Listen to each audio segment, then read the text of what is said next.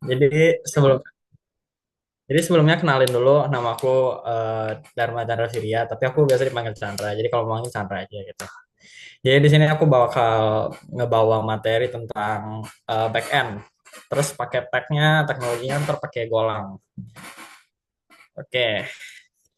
Jadi mungkin aku langsung share screen aja ya.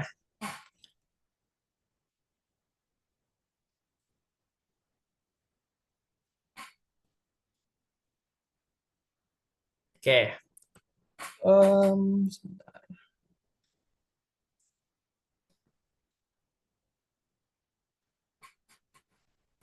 Oke guys, jadi kita akan masuk ke pengenalan. Di sini sebenarnya aku yakin di sini tuh udah banyak ya yang udah ngerti Go sebelumnya, udah pernah pakai Go atau udah lebih ini. Cuman di materi kali ini aku tetap bakal bawain dasarnya Go, tapi singkat kok. Habis itu ntar kita lanjut ke Jin. Karena di sini aku yakin masih banyak juga ada orang yang belum pernah pegang Go sama sekali. Jadi kita langsung masuk ke eh, Go itu apa. Jadi Go itu sendiri itu adalah sebuah pemrogram modern yang dikembangkan oleh Google. Go itu dibangun untuk membuat sebuah aplikasi cepat, efisien, dan mudah di-scalable. Go dirancang dengan sintaks yang sederhana, namun powerful.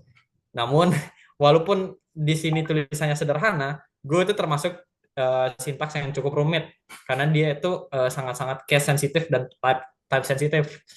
Kemudian, eh, dengan Go yang seperti itu, ini sangat cocok digunakan untuk mengembangkan backend, terutama ya ketika kita mau REST API, microservice, dan apps yang skalanya gede gitu.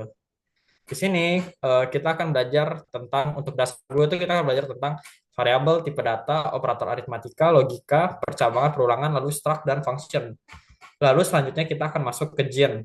Tapi karena karena Jin ini nanti kayak ini kita nantikan dulu saja lah. Set. Oke, pertama variabel. Nah di sini seharusnya kita tuh udah install Go ya. Cuman mungkin kalau bagi yang belum install Go untuk yang eh, dasar Go itu bisa dimulai dari mungkin pakai ini dulu, pakai pakai web yang aku kirim di chat ini, pakai Go Playground bisa di situ. Nah, cuman karena di sini aku udah install Go, jadi aku bisa pakai Visual Studio Code. Oke, kita masuk ke dasar Go.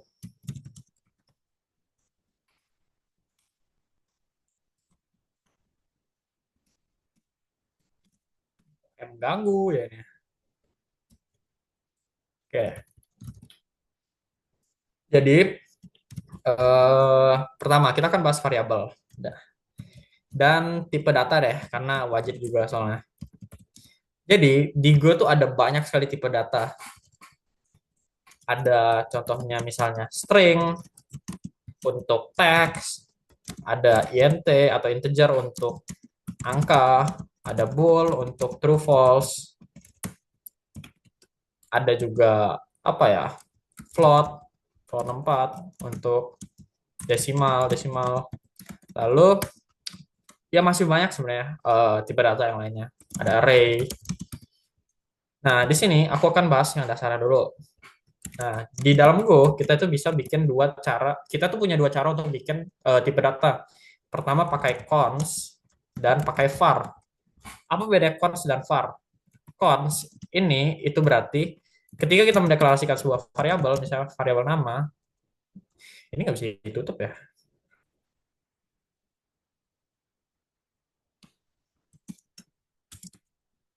Bentar, ini coba bisa ditutup ya.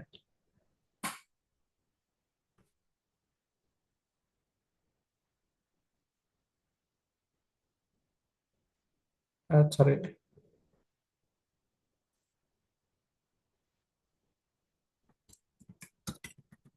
kayak gini aja. Nah, bisa di sini aku tulis Chandra, lalu untuk di Go cara ngeprintnya itu pakai fmt print len nama.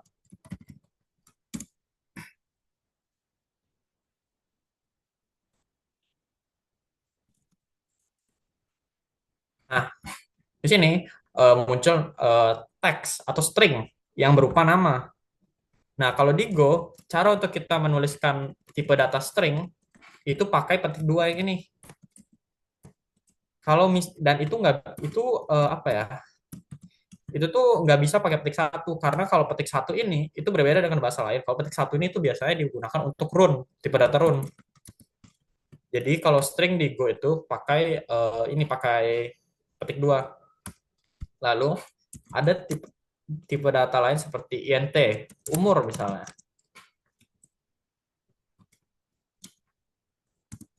Nah, umur di sini karena dia itu angka, kita tuh nggak perlu pakein dia string, nggak perlu pakai dia petik dua karena dia itu udah angka. Jadi kita bisa langsung tulis aja angkanya.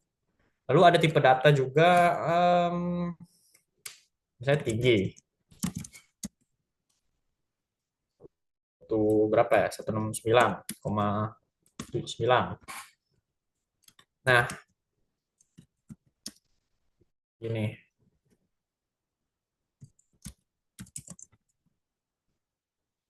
Oke, selanjutnya, tadi kan aku udah bahas soal perbedaan cons sama var. Nah, di Go, cons itu kita tidak bisa merubah nilai yang sudah di-set sebelumnya. Contoh di sini, nama udah aku tulisin sebagai Chandra. Ketika aku mau merubah nama sebagai eh, Kusuma, ini kena error. Kena error tulisannya cannot assign to nama, neither addressable for a map index expression. Karena ini tuh udah cons, ini nih udah konstan, ini nggak bisa dirubah. Beda kalau aku rubah consnya pakai var. Nah, ini baru bisa dirubah. Jadi ketika aku jalanin, nah ini udah berubah namanya. Tapi kalau pakai cons, itu tuh nggak bisa dirubah secara langsung seperti ini. Selanjutnya, ini kita anggap down lah. Oh, terbang. Selanjutnya ada operator aritmatika. Operator aritmatika ini simpelnya seperti seperti tambah, kurang, bagi, kali, modulus. Contohnya begini. Eh ini nggak usah di ini deh.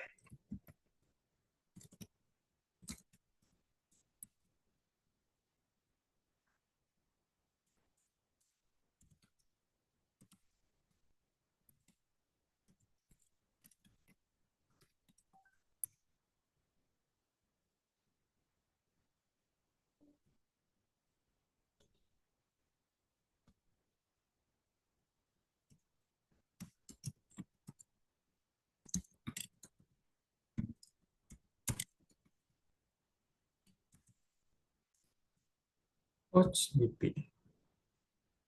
Sebentar. Ini harus dipindah.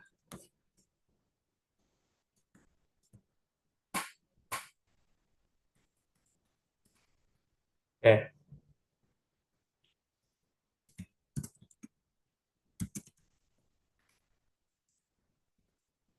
Nah, di sini kita itu untuk operator aritmatika kita bisa pakai variabel apel misalnya. Misalnya kita bikin variabel apel yang integer isinya 9.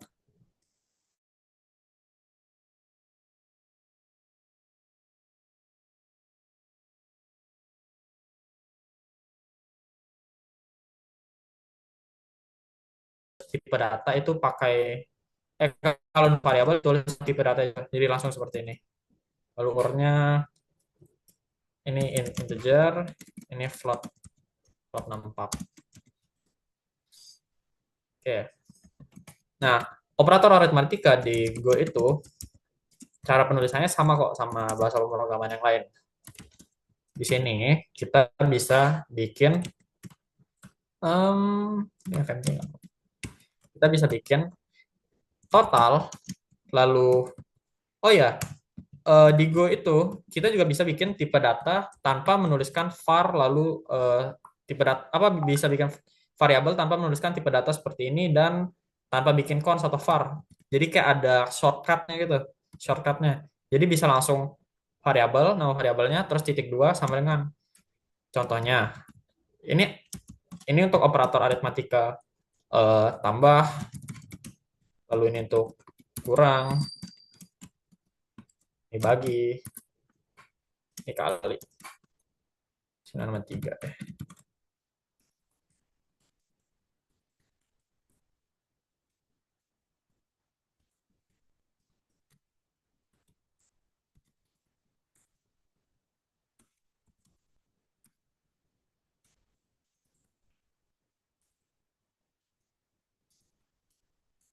Oh ya, kalau kalian misalnya ada yang mau ditanyain, nggak apa-apa, langsung on mic aja.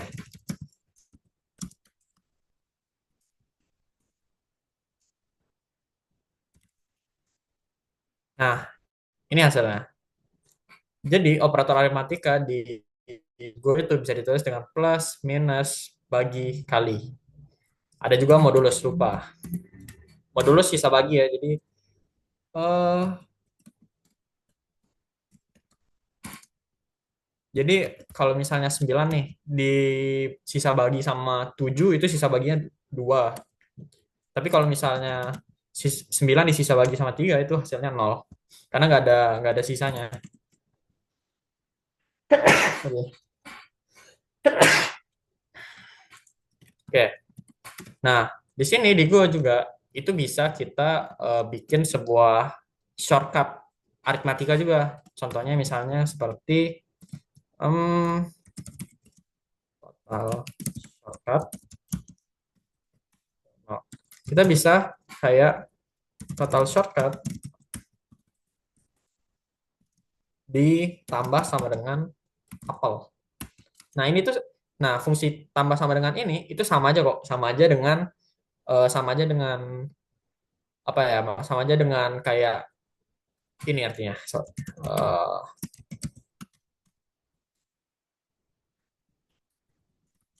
jadi variabel total shortcut yang 0 ini itu ditambahkan dengan isi dari apel yaitu 9. Nah, bisa begitu.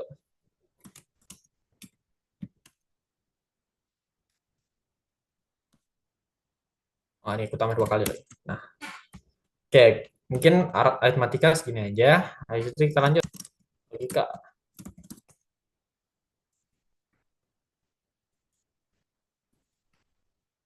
Nah, di operator logika ini kita akan banyak bermain dengan boolean nih. Contoh, kita bikin variabel kebenaran. Ini bool.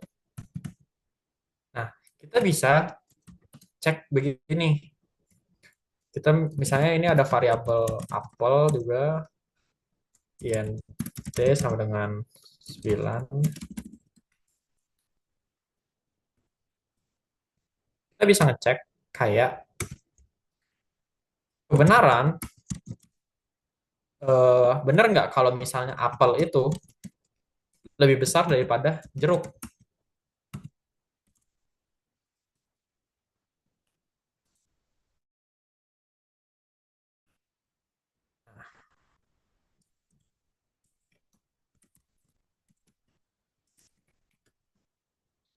Nah, bener kan? Karena 9 lebih besar daripada 3 kan? Ada lagi kurang dari.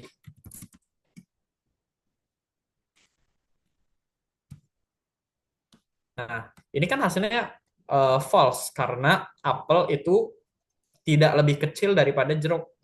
Jadi eh, kode ini itu salah, bukan salah ya. Kode ini mengembalikan kebenaran yang false, yang salah gitu. Karena 9 itu seharusnya lebih besar daripada jeruk, tapi di sini malah tulisannya apel lebih kecil daripada jeruk.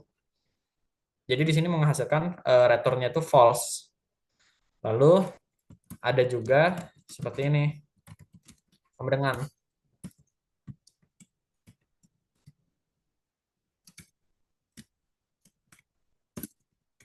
Di sini mungkin buah pir dan buah eh, jambu. Ada 5.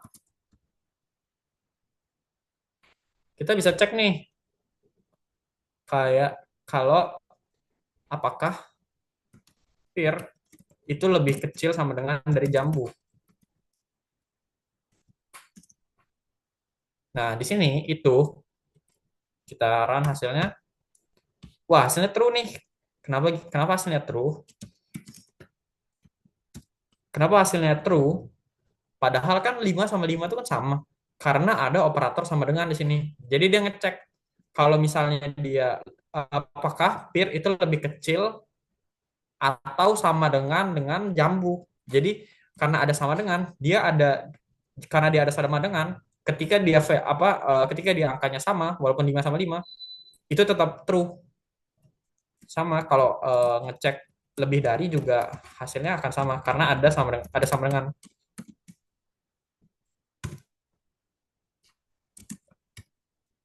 Tuh, hasilnya true. Tapi kalau misalnya kita hilangkan nih sama dengannya nih. Kita hilangkan sama dengannya. Nih, hasil yang ini tuh yang pir lebih besar daripada jambu tuh false. Oke, masuk ke operator logika terakhir. Ada tidak sama ada sama dengan oh dua sih, dua. Sama dengan dan tidak sama dengan.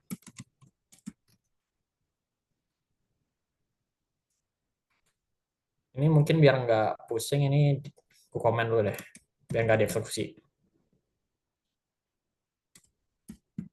Nah, di sini dia ngecek nih kalau sama dengan. Dia ngebandingin apakah pir itu sama nggak isinya sama jambu. Nah, ini kan ngasilin true karena dia kan sama-sama 5. Terus yang di bawahnya dia ngecek nih apakah pir tidak sama dengan jambu. Ini menghasilkan false karena kalau di variabelnya pir itu angkanya kan 5, jambu juga angkanya 5. Jadi dia tuh sama-sama 5, makanya dia jadi false karena kalau ini kan ngeceknya tidak sama dengan, sedangkan pir dan jambu tuh sama-sama 5 gitu. Oke. Di sini kayak singkat aja sih kalau buat yang Go soalnya kita mau ngegas ke Jin. Di sini selanjutnya ada percabangan.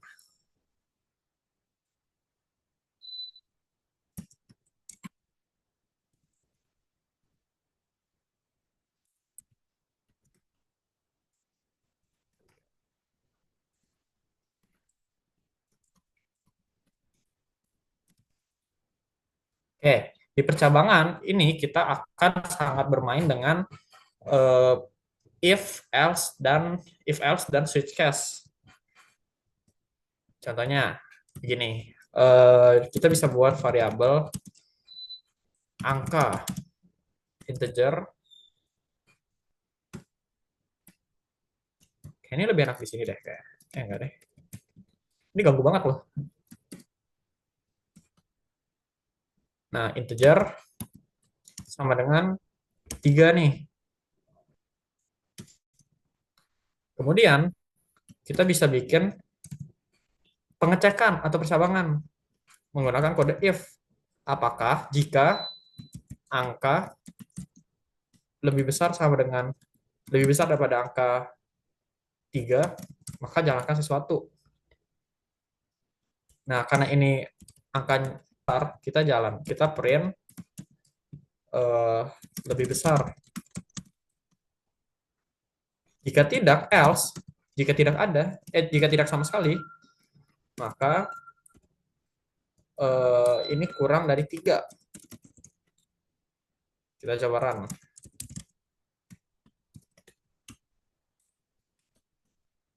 Nah, kenapa hasilnya kurang dari 3? Sama kayak tadi, karena 3 itu tidak lebih besar daripada 3. Tapi kalau misalnya kita ngeceknya apakah 3 itu lebih besar sama dengan 3, maka dia hasilnya akan true. Dia akan masuk ke dalam kode yang ini. Jadi kalau misalnya dia true, kalau dia true yang di sini, dia akan masuk ke dalam kode yang di bawahnya. Tapi kalau dia false, dia akan lanjut ke pengecekan selanjutnya. Nah, contoh yang tadi ini, pas dia 3 lebih besar daripada 3 itu kan menghasilkan false. Dia lanjut ke pengecekan else. Tapi else ini tidak termasuk pengecekan juga sebenarnya karena dia tuh benar-benar kalau misalnya tidak sama sekali ya udah dia langsung jalanin yang ini. Jadi ini benar pengecekan paling terakhir. Selanjutnya ada juga namanya switch case. Switch, misalnya switch angka. Oh iya, kalau switch itu tuh sama kayak mirip kayak if, tapi dia itu biasanya lebih sering tuh dipakai untuk kayak kalau misalnya kalian pernah bikin kode kode untuk oh itu deh buat ATM kayak masukkan angka ini, masukkan angka itu. Nah, kalau dia jadi pas orang tuh masukin angka satu atau dua atau tiga atau empat, itu dia bisa ngecek nih angkanya. Misalnya ini kan angka tiga ya, dia bisa bikin case kalau misalnya angkanya satu, kalau misalnya dia angka satu, dia tampilin apa?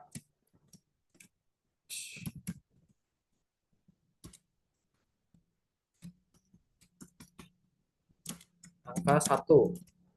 Terus bisa bikin case dua. Kalau misalnya angka di switch case di kalau misalnya isi dari variabel angka ini angka dua, maka dia print angka dua. Kemudian kalau ini tiga, maka dia akan ngeprint ke angka tiga. Dan di sini tuh ada default yang fungsinya untuk kayak else. Seperti ini, mirip else. Kalau nggak ada sama sekali, ya udah lakuin apa? Valid. Kita coba ini di komen dulu biar nggak ganggu.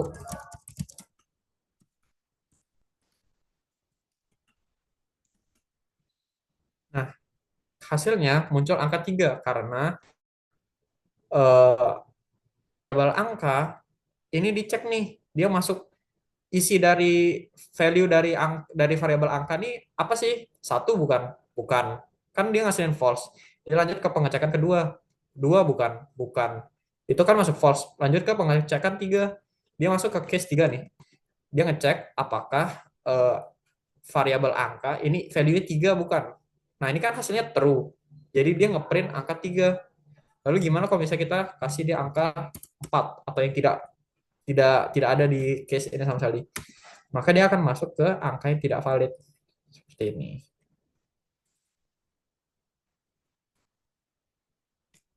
Di sini tuh bisa juga untuk ngecek eh selain itu di switch case juga bisa ngecek gini sih.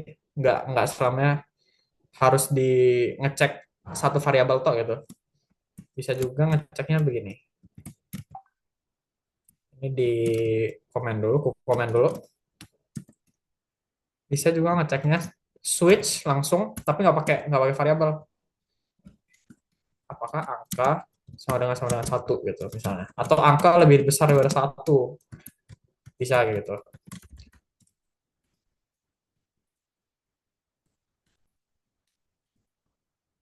Tes, nah angka tidak valid karena ini 4. Saya coba dua gitu. Sorry, angka dua. Nah gitu. Lalu ini udah sih kalau percabangan udah itu aja kayak. Kita lanjut ke nextnya. Nanti ini bakal ku upload ke GitHub juga kayak nanti biar bisa di-share ke kalian juga.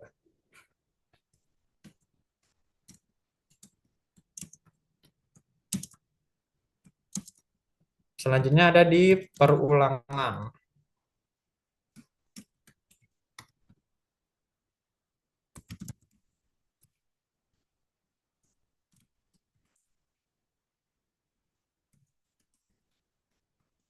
Nah, di perulangan kalau di bahasa pemrograman lain itu kan ada banyak banget tuh.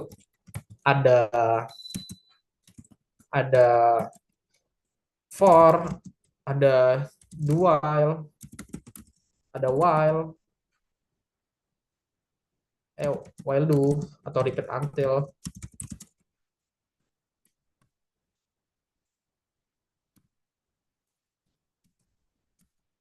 atau repeat until.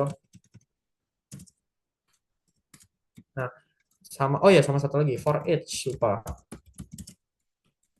Nah, kalau di Go, kalau di Golang itu for each, do while, repeat until itu nggak ada, sama while do itu nggak ada. Di Go itu cuma ada for. Tapi bukan berarti kalau kita pakai Go kita nggak bisa ngelakuin for each. Bukan berarti kita nggak bisa ngelakuin dua, nggak bisa kita ngelakuin while do gitu. Bisa, tapi caranya beda. Caranya tetap pakai for, pakai kode for. Tapi kita masuk ke for dulu nih.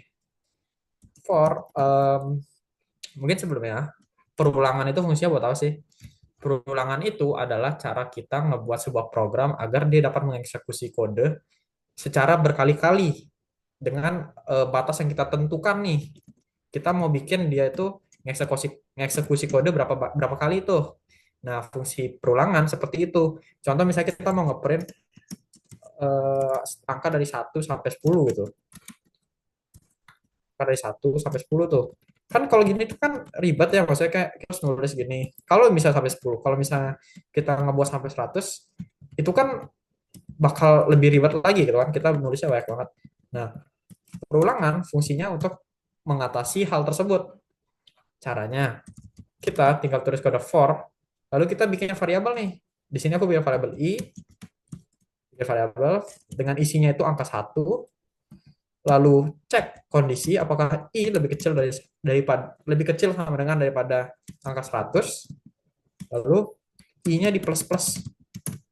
Kalau buat yang belum tahu i plus plus itu apa, i plus plus itu sama aja kayak setiap variabel itu ditambahin angka 1. Jadi misalnya variabel buah nih, variabel buah jeruk gitu. Jeruk itu angkanya misalnya 1.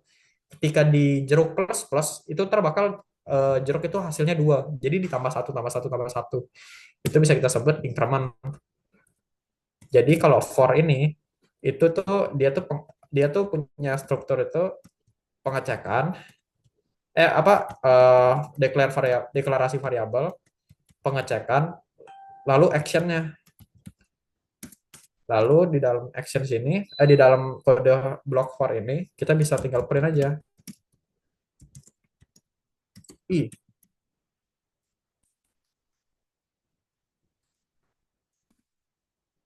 perulangan. Nah, ini hasilnya sampai 100 tuh, sampai 100. Jadi kita nggak perlu tuh nulis angka 1, 2, 3, 4, 5, 6, 7, 8, 9, 10 sampai 100. Kita kan bisa tinggal pakai perulangan aja gitu. Nah, ini adalah perulangan for. Tapi gimana kalau misalnya do while atau repeat until? Nah, kalau do while, gini deh. Kalau for, itu sudah ditentukan kapan berhentinya. Tapi hmm, tapi kalau misalnya do while atau repeat until itu dia akan mengulangi eksekusi kode sampai suatu kondisi. Jadi dia akan mengeksekusi kodenya terlebih dahulu. Dia akan mengeksekusi kodenya terlebih dahulu sampai suatu kondisi tidak terpenuhi. Contohnya, ini aku komen dulu biar nggak ganggu. Untuk dual di sini itu kita bisa pakai do for hmm,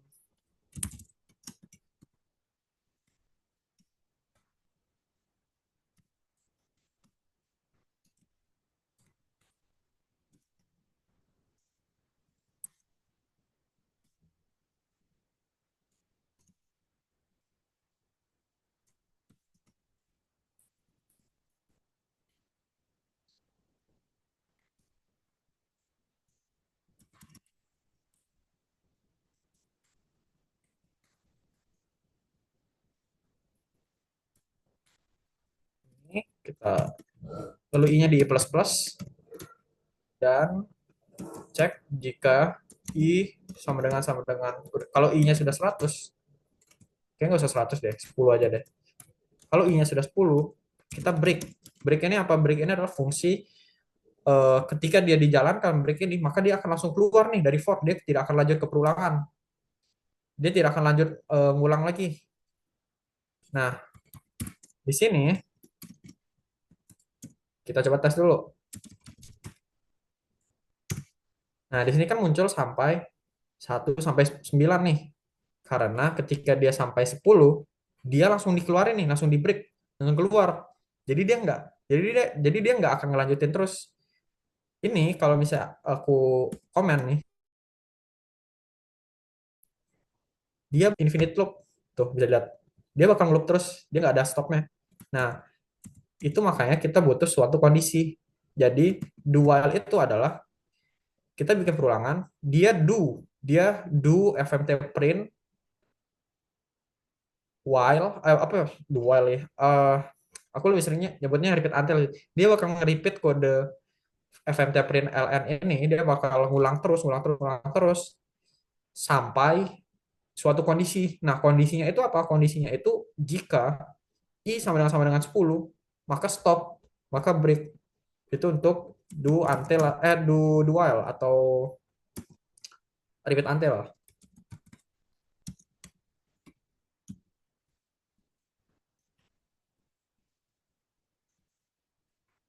Oke, kita lanjut ke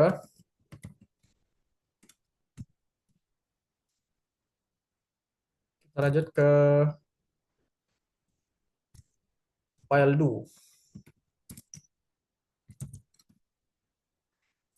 Nah, kalau di while do itu kita bisa bikin misalnya i sama dengan 1, 10 nih. 1 deh. Selam, kalau while do itu dia akan melakukan perulangan seperti ini.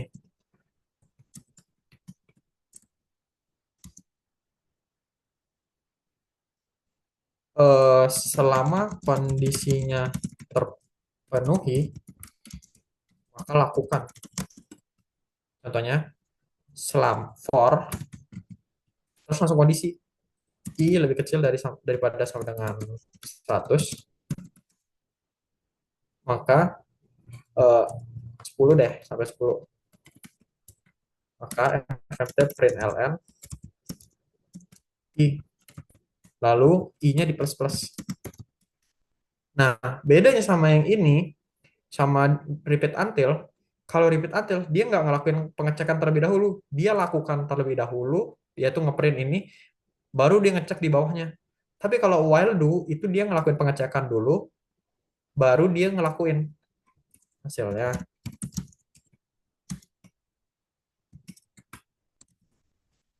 Nah, seperti itu. Itu untuk yang apa, while do. Lalu ada lagi yang namanya for each. For each ini itu digunakan untuk melakukan perulangan sampai banyaknya banyaknya data. Contohnya gini. Oh ya, sekalian sama tip apa, array ya. Sini apa ya? Deret angka.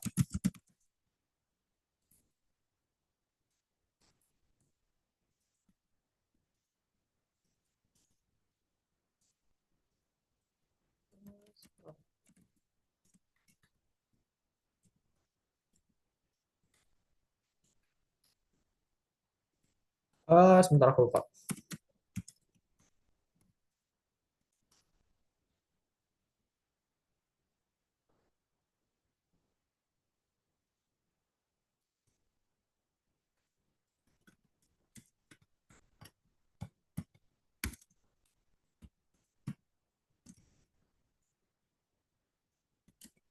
Sebentar guys.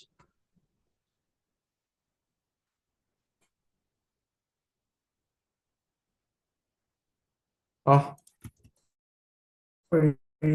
salah kata, lupa.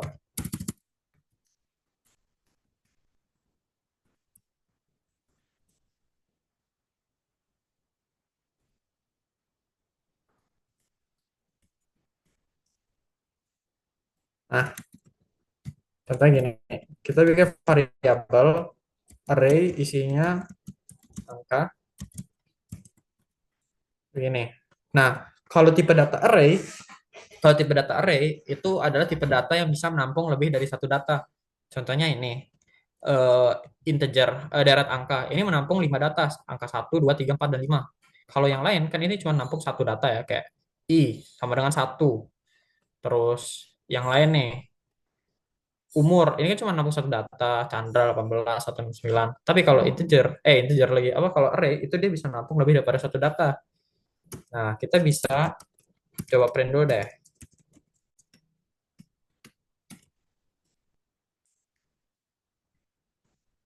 Nah, hasilnya berbentuknya seperti ini, 1, 2, 3, 4, dan 5. Nah, kalau angka array itu setiap deretnya itu punya indeks, guys. Indeksnya itu dimulai dari angka 0. Jadi angka satu yang ini itu indeksnya 0, angka 2 ini indeksnya 1, angka 3 itu indeksnya 2, 4 itu 3, dan 5 itu 4. Indeks itu apa? Indeks itu fungsinya sebagai urutannya. Contoh misalnya ada 1, 2, 3, dan 4, dan 5. Nah, kalau misalnya dalam indeks angka satu ini tuh adalah 0, indeksnya 0, 1, 2, ini 3, ini 2, ini 3, ini 4. Nah, di sini kita bisa ngelooping sebanyak eh, total jumlah dari data ini pakai sistem for each. Tapi karena di Go itu tidak ada for each, jadi kita buat manual pakai for. Caranya kita bikin for i yang isinya itu sama dengan 1, lalu i lebih kecil sama dengan len ini artinya panjang. Panjang dari array ini. Panjangnya berapa? Ini kan 1, 2, 3, 4, 5. Nah, panjangnya itu 5. Nih, panjangnya 5.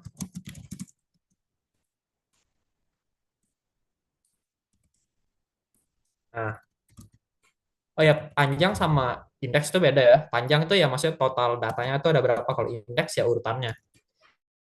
Nah, ini kan panjangnya 5. Kita bisa len deret angka, lalu i di plus plus.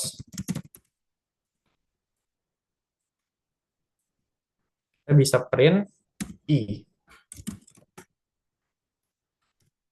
Nah, gitu. Ada 1, 2, 3, 4, 5. Nah, kalau kayak gini, eh, ini kan udah masuk for each nih. Tapi kan kalau ini kita cuma ngeprint angkanya doang kan, banyak banyak perulangan yang terjadi kan. Kita mau ngeprint isi datanya. Misalnya kita ganti deh, jangan jangan integer, kita ganti ke ayam.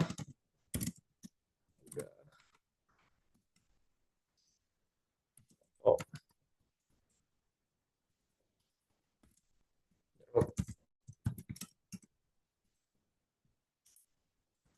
nah, kalau kita ganti gini gimana? Hasilnya bakal tetap sama 1 sampai 5. Nah, gimana cara biar kita menampilkan isi dari deret angka ini? Kita bisa panggil variabel deret angka, lalu kita ambil, hmm, oh ini harus mulai dari nol. Karena ingat indeks itu kan mulai dari nol. Jadi kita bikin variabel dari nol, value-nya. Lalu di sini itu kita kita masukin i. Bentar, nanti gue jelasin.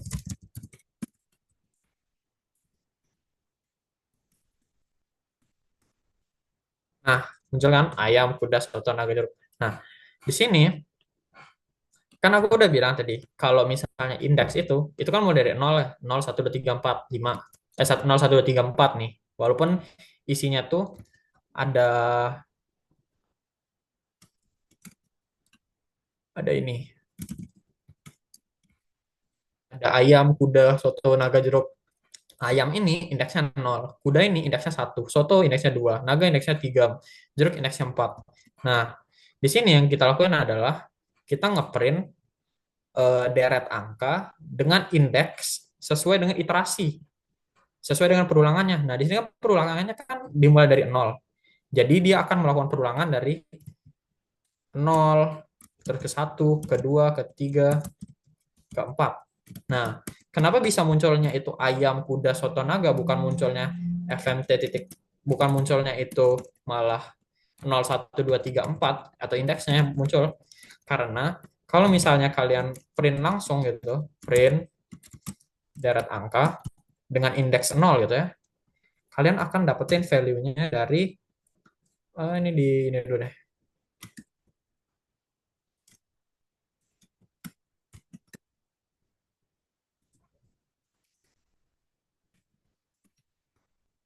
Kalian akan dapetin value dari ayam. Nah, kalian akan dapat value dari ayam. Karena indeks nol ini tuh kan indeks nol ini adalah indeksnya ayam. Begitu. Oke, kelar guys kalau ulangan.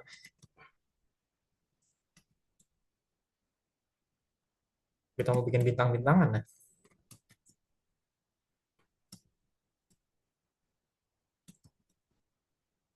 Ini jangan I deh, ini C.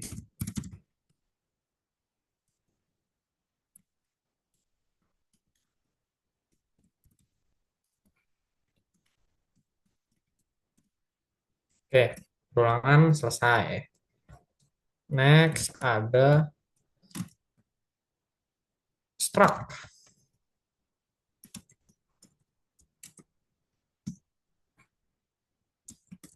Nah, kalau misalnya kalian kalau dulu kalian pernah main TypeScript, struct ini itu seperti tipe. Jadi kalian tuh bisa bikin tipe data sendiri. Caranya adalah kita bisa bikin type, misalnya orang, person gitu atau person, orang deh. Terus masuk struct. Nah, kita bisa bikin namanya, tipe datanya apa? String. Umurnya, integer. Tinggi badan, desimal. Float 64 atau desimal. Nah, kita bisa pakai struct ini dengan cara kita bisa bikin satu orang, misalnya nama variabelnya Chandra. Tipe datanya kita ambil orang. Nah, terus kita bisa isikan Chandra titik nama sama dengan Chandra. Ini harus ini lebih baik pakai huruf besar.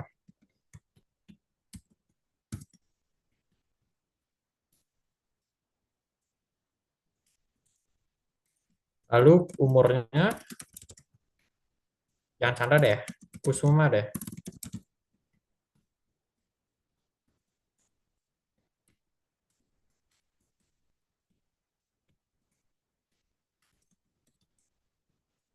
Umurnya eh, 12 gitu. Tingginya, tingginya 130 deh, 0,23 gitu. Nah, ketika kita print ln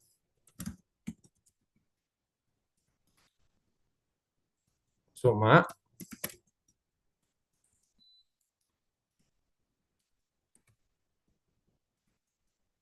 nah muncul nih hasilnya Kusuma, terus umur, terus tinggi badannya. Nah, jadi struct itu adalah sebuah tipe data custom lah bisa kita bilang. Dan di dalam struct ini dia menampung data-data juga. Dia menampung data seperti namanya, umurnya, variabel. Dia tuh bisa nampung variabel juga di dalam struct ini. Jadi selain dia itu menjadi tipe data custom, struct ini juga itu bisa menjadi kayak sebuah wadah tempat beberapa variabel gabung jadi satu gitu. Contoh variabel satu, contoh variabelnya seperti ada nama, umur, integer, tinggi badan. Lalu ketiga variabel ini dibungkus dalam satu tipe data custom namanya orang. Lalu ketika kita bikin variabel baru, misalnya bikin orang baru gitu, kita bisa tinggal pakaiin tipe datanya ke variabel ini, lalu kita modifikasi begini. Ini ya semacam tipe type lah kalau di TypeScript. Oke,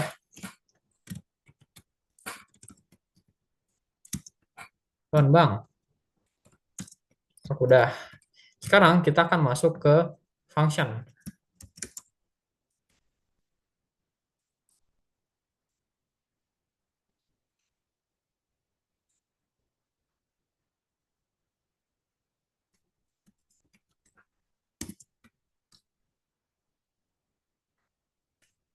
Ya sorry ya ini kalau ganggu udah punya apa ada overflow hitam itu.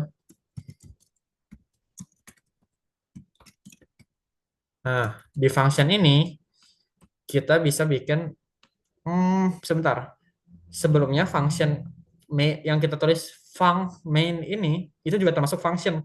Jadi function itu adalah sebuah semacam apa ya? Anggaplah analoginya kayak sebuah kardus nih. Analoginya tuh eh, function itu adalah sebuah kardus. Nah, di dalam kardus ini menyimpan banyak kode. Jadi, ketika misalnya kita mau manggil banyak kode itu, kita tinggal panggil aja functionnya. Kita tinggal panggil functionnya, ya udah banyak kode ini bakal bakal kepanggil kodenya. Misalnya contoh di dalam kardus ini ada kode fmt.print hello world misalnya. Nah, di dalam kardus ini ada kode print hello world. Nah, ketika kita panggil function ini, kita panggil, sorry, bukan function, kita panggil kardus ini kita panggil, maka dia akan menjalankan fmt print hello world. Nah, dia akan menjalankan ini, akan menjalankan, nah, tuh. Contoh, kita langsung masuk ke contoh. Contohnya kita bikin function say hi, say hello deh. Isinya adalah fmt.print ln hi. Nah, kalau kita run,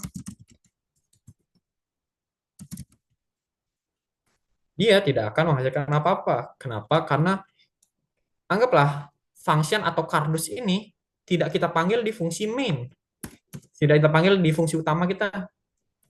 Jadi cara kita makainya kita harus panggil cara biar kita bisa pakai fungsi say hello ini, kita harus panggil dia di main dengan cara tulis nama functionnya terus buka tutup kurung. Jadi ketika kita run, dia akan memanggil kode yang di dalam ini. Jadi anggaplah function itu sebagai sebuah wadah dari banyaknya kode. Ada banyak kode nih, ada banyak print hi hi hi hi hi. Ketika kalian panggil say hello satu nih, say hello, dia akan menjalankan banyak kode ini, banyak kode fnt print hi ini. Nah, ini bisa juga kalian panggil dia banyak berkali-kali. Bentar. Kalian bisa panggil dia berkali-kali. Nih, misalnya di sini ada berapa hi nih? Kedua, tiga, lima, enam, tujuh, delapan, lalu.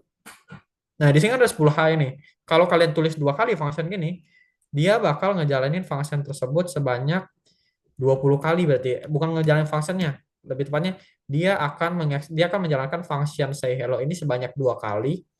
Lalu fmt print ln hi ini akan dijalankan sebanyak 20 kali.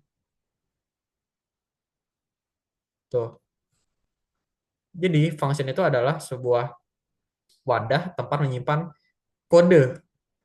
Nah, kemudian apa sih kelebihannya function daripada kenapa nggak kita langsung aja daripada bikin function ribet-ribet, kenapa kita nggak langsung aja tulis print hi di sini?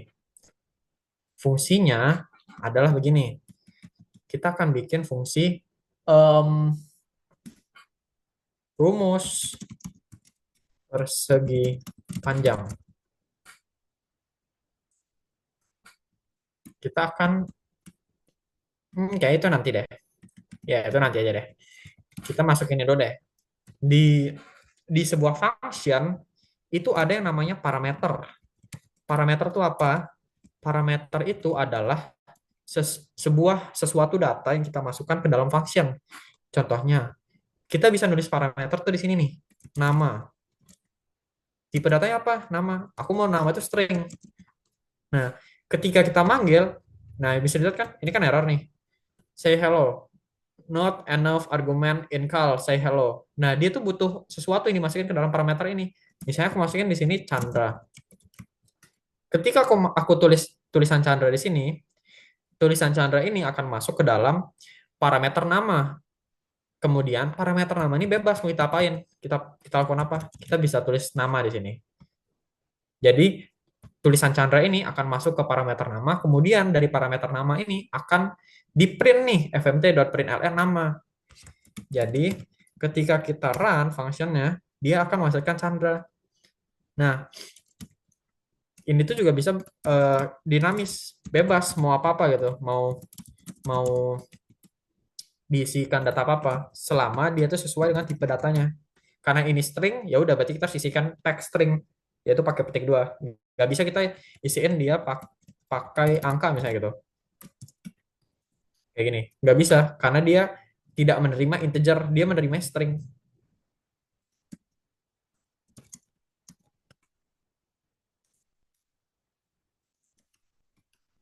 Nah, tuh, hasilnya Chandra Kusuma Johan keluar. Nah, kemudian eh, ada yang namanya return. Ada yang namanya return. Biasanya return ini akan kita gunakan di sebuah penjumlahan atau sesuatu yang akan kita gunakan atau kita tampung di atau akan kita tampung di variabel. Contoh kita buat sebuah function hitung persegi panjang.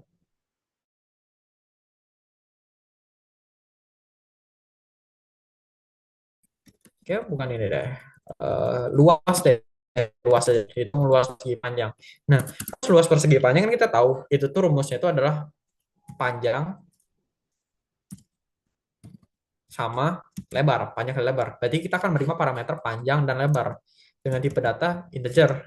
Nah, kemudian kita coba panggil nih, hitung luas persegi panjang.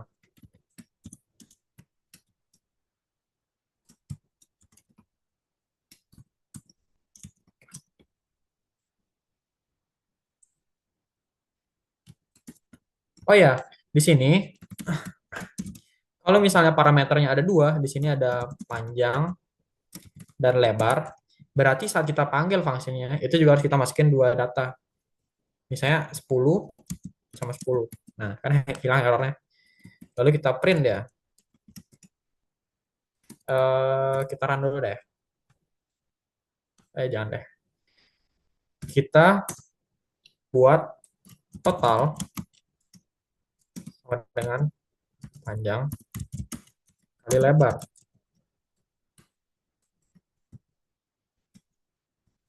Oke, nggak perlu sih. Intinya,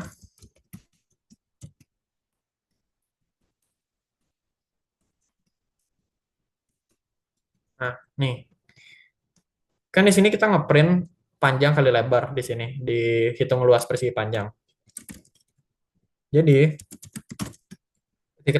ketika kita run, kita masukin nih, kita panggil function hitung luas persegi panjang, kita masukin parameter panjang sama lebarnya dengan angka 10 10. Berarti variabel panjang dan parameter panjang dan parameter lebar ini itu sudah berisi angka 10 dan angka 10.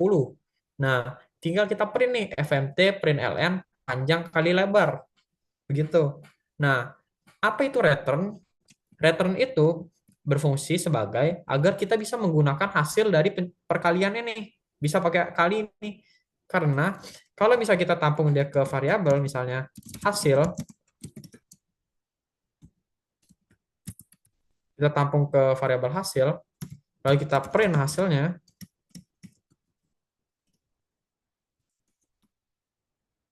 nah itu error karena dia itu tidak ada value-nya, dia tidak ada eh, hasilnya. Dia tuh ketika dipanggil fungsinya hitung luas persegi panjang ini, dia masuk ke panjang lebar 10 10, terus dia cuma ngeprint doang, ngeprint panjang kali lebar. Dia tidak ada suatu suatu kode untuk agar hasil dari perkalian ini tuh dapat digunakan dan ditampung ke dalam variabel hasil ini. Sehingga kita butuh variabel, bukan variabel, kita butuh sebuah kode yang namanya return. Nah, kalau kita udah pakai return, kita harus tentuin nih hasil yang dikeluarkan dari function ini tuh apa. Karena ini karena panjang kali lebar itu udah pasti integer, ya udah kita tulis aja integer. Nah, jadi ketika misalnya kita panggil nih hitung luas persegi panjang, kita masukin parameter panjang lebarnya dengan angka 10 dan ininya 10, lebarnya 10, dia akan mengembalikan, bahasanya adalah dia akan mengembalikan hasil dari panjang dikali lebar dengan tipe data integer. Lalu hasil tersebut akan ditampung ke dalam variabel hasil. Baru kita cetak. Nah, apa sih fungsinya kita pakai function? Kan ribet kan? Kayak kita kan padahal bisa tinggal, ya udah gitu, kita bisa tinggal tinggal buat aja gitu, panjang kali lebar doang kan, dikit doang kan. Kita bisa langsung tulis aja di sini 10 kali 10 gitu. Nah, fungsinya adalah agar tidak ada namanya sebuah redundant. Fungsinya, eh, tujuan utama function adalah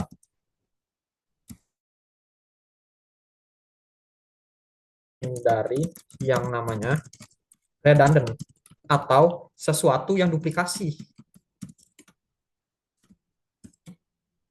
Nah, jadi begini, bayangkan kalau misalnya kita itu mau menghitung luas persegi panjang sebanyak 10 soal nih, misalnya 10 soal. Ada soal A nih. Hasil eh, jawaban nomor satu misalnya sama dengan 10 kali 10. Lalu ada lagi jawaban nomor 12 kali 12. Dan ada sebanyak itu sampai 10 soal.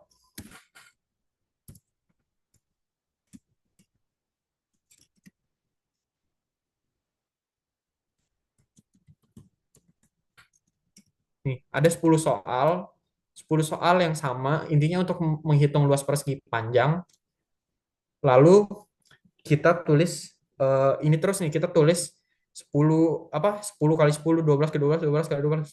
Ini kan sama semua nih sebenarnya nih. Ini kan semuanya sama semua nih. Intinya itu kan panjangnya itu dikali lebarnya kan intinya. Tapi kan kalau kayak gini tuh kayak kita tuh nulisnya banyak banget nih. Oke lah kalau misalnya kita ini cuman mengerjakan sebuah soal panjang kali luas persegi panjang. Bayangkan kalau kita tuh mengerjakan sebuah soal menghitung apa gitu, menghitung rumus Fahrenheit ke Celsius. Lalu kita kita salah kode nih, kita salah penulisan gitu. Atau bayangkan gini deh, bayangkan rumus luas persegi panjang yang aslinya itu adalah panjang kali lebar, tapi kita malah tulis panjang kurang lebar. Nah, itu tuh kan bakal ribet ya. Kita bakal ganti satu, satu buat panjang kali lebar, ganti lagi satu panjang kali lebar, lagi ganti sampai 10 biji. Iya, kalau 10 biji, kalau 100. Nah, kita butuh function nih biar biar eh, biar agar jika ada suatu kesalahan, kalau ada suatu kesalahan kita nggak perlu ganti banyak kode, kita cuma perlu ganti function itu doang. Contohnya,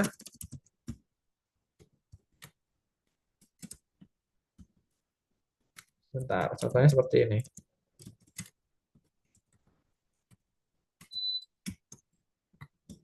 Nah, contohnya seperti ini nih. Misalnya, kita tuh salah tuh nulis rumus tuh.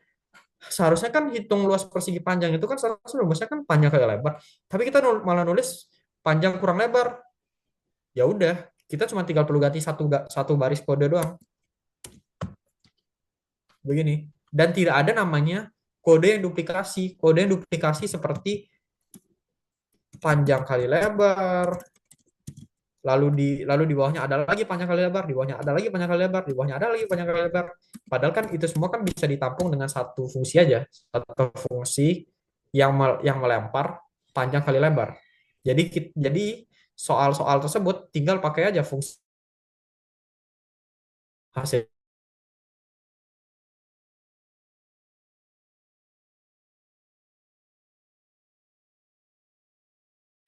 panjang kali lebar, malah kita tulis panjang kurang lebar. Ya udah, kita tinggal ganti satu baris doang di sini. Dan semuanya bakal langsung ngikut.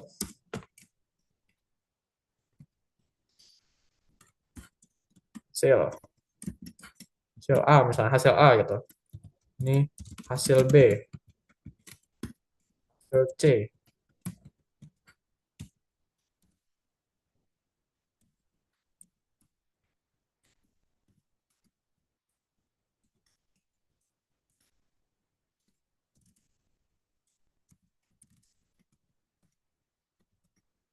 Nah, begini. Jadi, function itu ada dua tipe. Ada yang perlu pakai return dan ada yang tidak perlu pakai return. Itu semua balik lagi tergantung kebutuhan aplikasinya. Kalau aplikasi tersebut butuh butuh apa ya? Bukan kebutuhan aplikasinya ya, lebih tepatnya kebutuhan kodenya. Kalau kodenya itu emang butuh return, ya udah berarti di sini kita tulis tipe datanya. Kalau aplikasi itu tidak butuh return, cuman menjalankan saja, ya udah kita nggak perlu tulis return di situ. Contohnya yang tidak butuh return itu say hello. Kita kan cuma mau nyapa doang, hi gitu. Nih, kita cuma mau nyapa doang kan. Cuma mau fmt titik print ln hi. Nah, kita cuma mau ngeprint hi doang nih. Ya udah kita nggak perlu return karena kita cuma mau menyapa doang. Kita tinggal panggil aja. Jadi penggunaan function pun itu balik lagi tergantung kebutuhan kita. Tuh, hi. Kalau kenapa kalau yang ini butuh return? Karena jelas kita tuh harus nampung hasil dari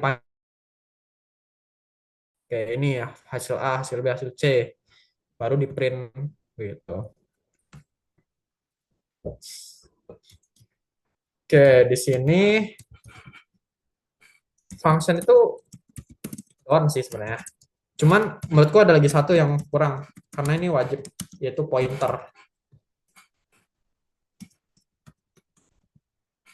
Pointer ini adalah eh, salah satu hal yang bikin beberapa orang ngoding gue itu pusing banget. Oke, jadi pertama kita coba buat dulu variabel x, variabel nama deh, string namanya tuh Chandra.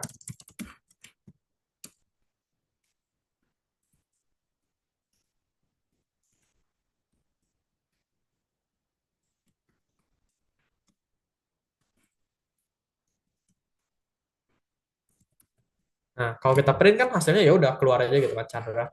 Tapi gimana kalau misalnya kita ngeprint eh, pakai tanda dan, tanda angka dan ini, apa yang muncul? Yang muncul adalah angka nggak jelas ini. Nah, ini, ini tuh apa sih? Jadi di dalam Golang variabel itu menyimpan dua tipe, bukan dua tipe, dua value. Pertama, di Golang menyimpan dua value. Pertama, dia itu menyimpan address atau alamat-alamat tempat variabel tersebut disimpan di RAM atau memori. Dan kedua adalah value asli dari variabel tersebut. Contohnya, kalau ini saya tulis Chandra, Chandra ini itu adalah sebuah value asli dari variabel nama. Nih, ini adalah value asli. Tuh, munculnya Chandra kan. Tapi ketika kita tulis dia pakai angka dan di sini, bukan simbol dan maksudnya, dia akan dia akan apa ya? Dia akan menampilkan address atau alamat tempat variabel itu disimpan di memori, bukan value dari tulisan Chandra ini. Nih, jadi makanya pas kita jalankan begini, hasilnya tuh bukan Chandra tapi malah angka binary seperti ini. Nah, pointer itu juga eh, apa ya jelasinnya ya? Sebentar, coba dulu.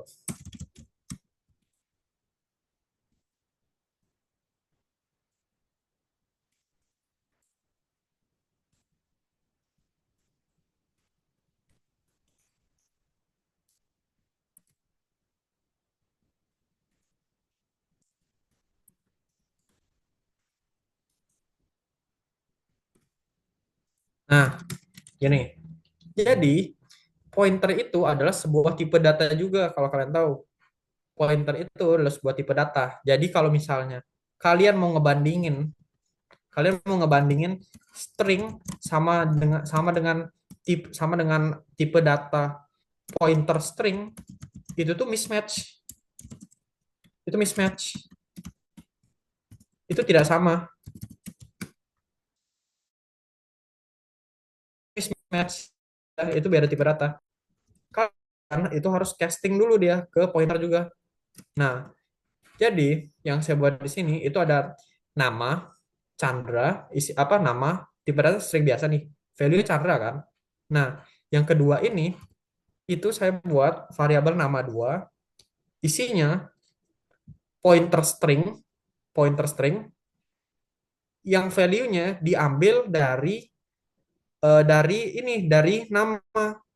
Nah, karena apa sih? Kenapa sih butuh butuh pointer sini? Karena kalau misalnya kita nggak pakai pointer, nah errornya ini itu cannot use difference of nama value pointer string karena uh, variabel nama ini ganti apa ya? Bukan nama ya? Alias deh biar nggak bingung.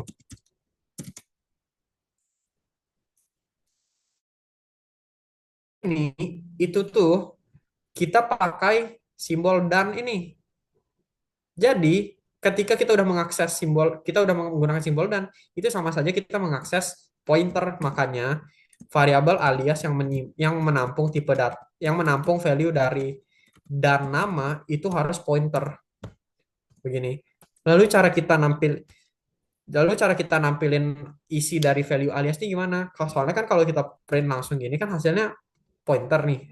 Hasilnya alamat memori atau biner.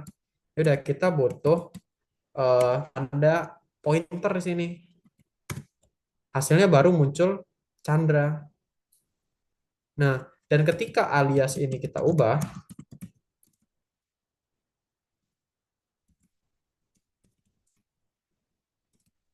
nih, kita ubah alias ini value-nya sama Kusuma, kita print, oke, hasilnya berubah. Tapi gimana dengan variabel nama?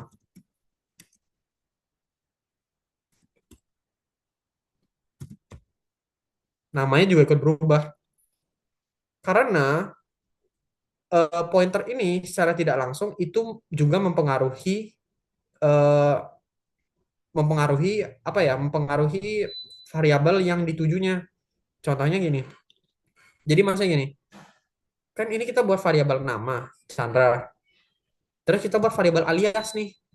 Variabel alias tipe datanya pointer string dan isi dari variabel alias ini isinya tuh kan poin apa ya? Isinya tuh adalah alamat dari variabel nama. Jadi ketika kita merubah merubah isi dari alias ini, itu sama saja kita juga merubah isi dari variabel nama. Jadi ketika kita print variabel nama di sini, namanya berubah jadi Kusuma, bukan Chandra lagi. Gitu. Pointer ini bakal sangat mempermudah kita sih ke depan. Cuman emang nyebelin aja pointer ini.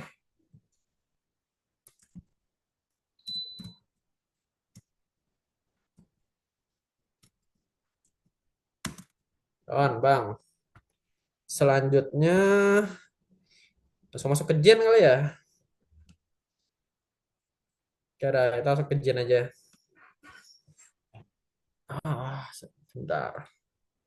Oh ya, sebelumnya kira-kira nih, mana dia? Sebelumnya kira-kira nih, dari kalian ada yang mau ditanyain nggak?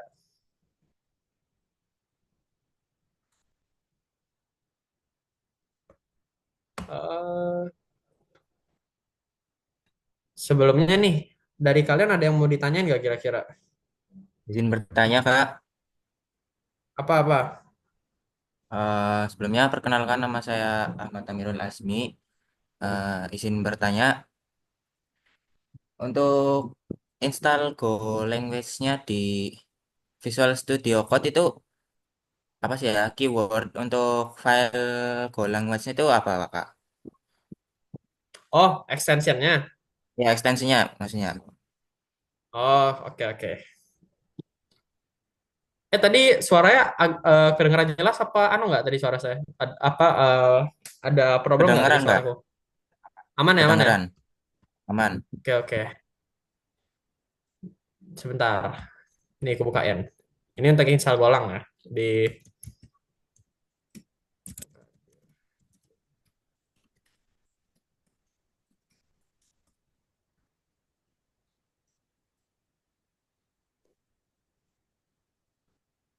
ini ganggu banget ini waiting room ini.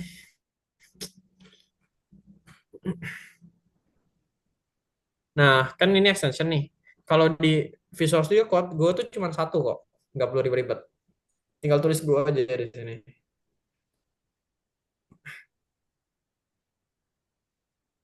Mana dia?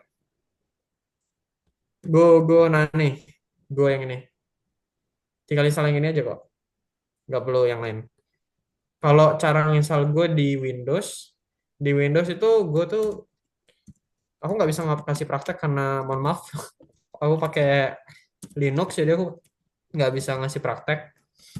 Cuma kalau buat install Oke, Go di Kak. Windows itu bisa tinggal buka apa eh, dokumentasinya Go, terus Go install. Nah nih, ini ada download, ada yang buat Windows. Ini. Nah, kalian tinggal install di apa yang Microsoft Windows atau sesuaiin sama kalian punya device. Terus ya udah tinggal tinggal di run aja gitu. Nanti bisa cek version Go-nya kalau udah keinstall tuh. Kalau Go-nya udah keinstall, kalian bisa cek versinya tuh di CMD. Tinggal Go main version. Go version. Nah, oke, sekarang kita masuk ke Jin.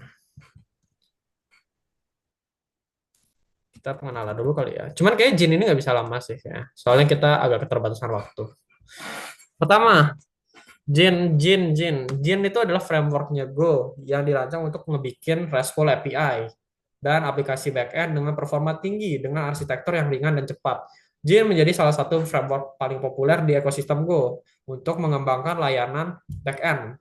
Nah, di materi kali ini kita akan mencoba untuk setup Jin, lalu apa ya, memahami struktur foldernya, lalu kita akan mempelajari model itu seperti apa, lalu routing daripada Jin itu seperti apa.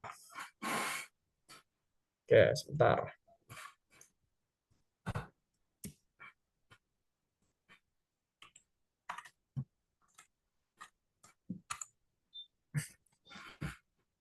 Pertama, kalau di Jin itu entry point-nya atau code apa ya, atau file yang dijalankan pertama itu tetap sama kok. Nggak jauh-jauh, nggak luput dari main.go. Dipilih itu nggak luput dari main.go. Nah, di sini kita bisa bikin kayak biasa package main, function main. Nah, kita harus install Jin terlebih dahulu. Tapi kita nggak bakal install di laptop kita kok. Nggak bakal install maksudnya kayak di mesin laptop kita. Tapi kita bakal installnya secara apa ya? Dia kesimpannya di dalam projectnya ini kok. Bukan langsung benar-benar tertanam di kita punya komputer kok. Kita read the docs. Nah, nih caranya adalah kita harus install dulu Jinnya nih. Gimana caranya? Pertama, kita harus go mod init. Terus nama projectnya nih, misalnya Gin backend. Nah, ini kan udah mod nih. Kalau kalian pernah main ekosistem React, Node, atau semacamnya, kalian pasti udah ya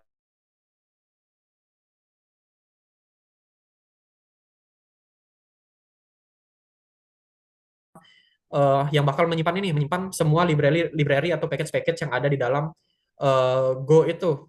Nah, sama. Di Go itu juga punya kok package.json, tapi namanya bukan package.json, namanya itu go.mod. Wow, wow, wow, internet stable. Nah, terus kalau di Go, cara kita untuk menginstal itu caranya adalah go get baru nama, wah, bank, bank. Bentar, belum copy. Nah, cara kita misalnya adalah go get nama nama package-nya atau nama library-nya atau nama framework-nya bahkan. Di sini kan kita pakai Gin, ya udah kita install yang Gin.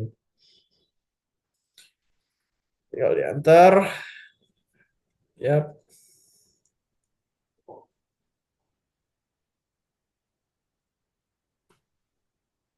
apa ya? Oh, udah. Kelihatan biar. Gimana ya?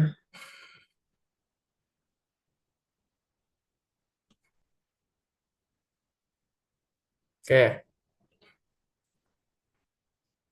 selanjutnya kita akan enaknya ngapain dulu ya? Kita setup dulu deh. Setup. Hmm, ini bakal ngaruh kayak nggak ada dah masalah. Nah, buat belajar dulu kita bisa pakai ini nih. Pakai kode yang udah ada dari dokumentasinya Jin. Nah, gini. Ini taruh mana ya?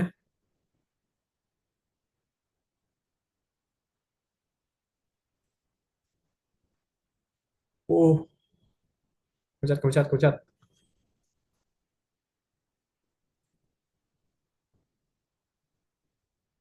Nah, di sini kita bisa baca dulu nih.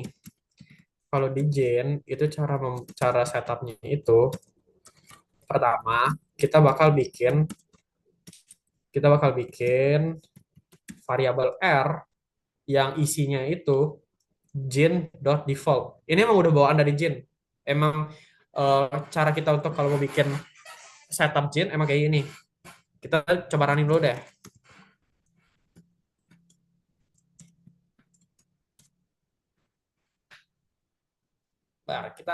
Nah, ini kan udah running nih. Nah, running, dia udah jalan dan kita bisa baca nih. Listening and serving HTTP on 8080. Ya udah, kita bisa buka web browser, buka aja localhost 8080. Nah, kalau udah kayak gini, ini apa sih anjir kamu buat? Nah, ini udah masuk ke jinnya. Aplikasi itu udah jalan. Tapi kenapa kosong? Karena kalau dilihat dari sini, dia itu ada isinya tuh ada isinya itu di slash ping, sedangkan kita ngaksesnya tuh di slash doang. Jadi kalau kita mau cek isinya, yang ini message pong ini, kita slash ping di bagian webnya. Nah, muncul di sini. Nah, kalau setup Jin itu sebenarnya bisa kayak gini. Tapi eh, biasanya kalau aku itu dipisah-pisah. Nah, kayak ini contohnya r.get ini biasa aku pisah menjadi routing nanti. Jadi nggak ditampilin di main.go semua gitu. Karena kayak nggak rapi maksudnya jadinya tuh nggak clean code-nya. Kalau misalnya digabung semua jadi satu. Kemudian di sini aku bakal ngebahas tentang hmm, sebenarnya enaknya ini langsung ke MySQL sih sebenarnya, langsung ke bikin model, langsung ke prakteknya. Jadi Jadi kira-kira kan kalian udah ada punya ini belum sih? Udah punya MySQL nggak sih? Dan tahu pas apa? Udah di setup belum sih MySQL-nya? Kalian ada punya MySQL nggak kira-kira? Boleh kalau kalau ada di Ya chat ya, di Kak. chat. Ada? Mantap. Nah, Nah, kita bikin .env. Bagi yang belum tahu .env ini apa? .env adalah tempat kita menyimpan password kita atau maksudnya kayak pas username database kita, username password kita, apa sih intinya kayak menyimpan kredensial kredensial itu kita simpan di .env, dan .env ini tidak bisa Bukan tidak bisa, tidak boleh disebar. Apalagi dimasukin ke GitHub itu tidak boleh. Karena kalau kesebar, bahayanya itu bisa menjadi celah bagi ya itu yang mau rusak. Nah, isinya .env ini apa? Aku biasanya isinya itu ada pertama ada port. Port aplikasi ini running di port berapa? Kalau yang tadi kan ini runningnya di 8080 ya. Tapi aku nggak suka. Aku sukanya 8000. Terus ada DB host. Host dari database kita. Nah, di sini aku bakal pakai MySQL karena ya bagus aja. Tapi sebenarnya kalau aku lebih sering pakai Postgre. Cuman di sini eh, ketentuannya dimintanya waktu itu pakai MySQL. Oke, 5432. Terus database.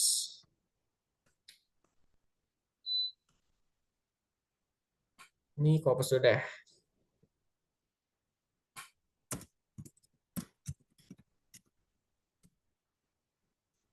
Nah, eh ini apa? Name.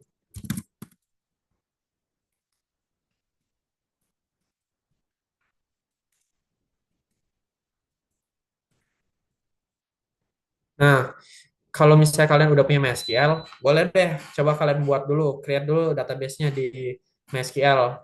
Kalau buat yang belum belum punya MySQL, mungkin nggak apa-apa. Eh, Dilihat aja dulu. Mungkin barangkali kalau misalnya next-nya bisa MySQL bisa bisa dicontoh gitu. Maksudnya bisa dipelajarin. Tapi buat yang udah ada, ayo mari coba buat database gitu. Database buat belajar. Misalnya aku buat namanya di sini DB belajar. Ya. Nah, ini udah kebuat nih DB belajar backend. Sekarang kita perlu .env. Kita masukin DB belajar kan username-nya aku masih pakai root, passwordku ya nggak apa. Nah, DM-nya kan .env kan udah kita setup nih. Kemudian kita perlu load nih, kita perlu apa ya? Kita perlu ngeload. Apa sih load tuh bahasa Indonesia? Kita harus memuat .env kita biar di .env kita ini bisa dibaca sama aplikasi kita, sama bukan aplikasi sih, sama kode kita. Caranya kita butuh satu library dari bukan satu library sih, kita butuh satu paket dari Go, namanya itu go.env. Kita tinggal install aja go get eh github.com joho go go.env. Nah, baru kita tinggal ngelot aja nih.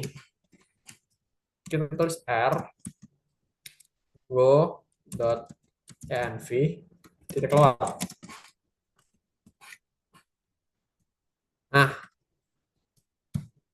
jika error tidak sama dengan nil, oh ya, di Go itu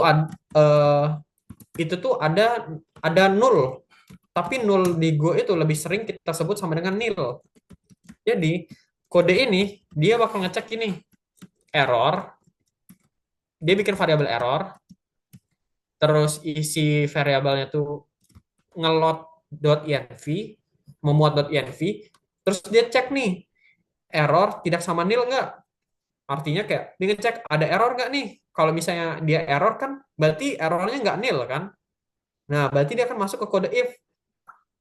Nah, kalau misalnya dia error, apa nih kita lakuin? Ya udah kita kirim panic, tulis saja misalnya kayak .env file not found. Nah, misalnya kayak gini nih. Terus kita bisa udah sih sebenarnya nge-setup gini aja sih. Nah, selanjutnya lebih enak adalah kita setup database deh. Atau oh ya ya, oke.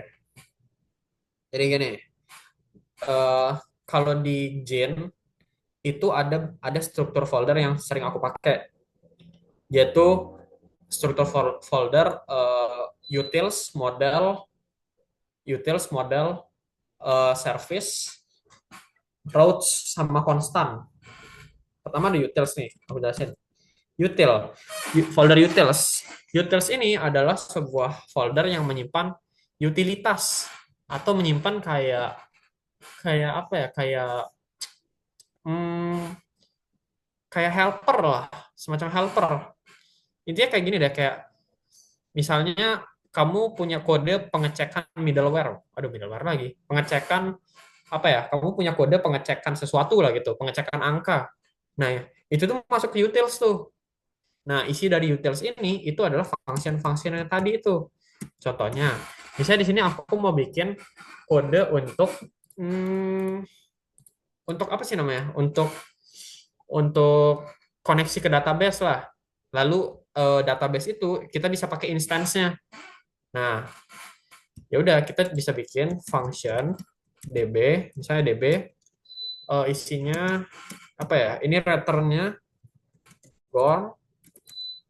Oh, oh ya guys, eh, kita selain pakai Jin, kita juga pakai Gorm ya. Aku lupa info. Kita pakai Gorm. Gorm ini apa? Gorm ini adalah database ORM yang ada lang. Jadi misalnya gini, contohnya kalau misalnya kayak kalau kalian nggak tahu ORM, kalian pernah belajar database kan? Jadi kalau misalnya di database kalian nulis perintah untuk select tuh, select all from nama table, where ini itu kan ribet tuh panjang. Nah, kita butuh data, kita butuh ORM biar kita tuh nggak perlu nulis kode query SQL secara manual. Kita bisa langsung aja panggil fungsi yang udah ada. Jadi kita bisa pakai gorm sebagai ORM-nya. Kita install.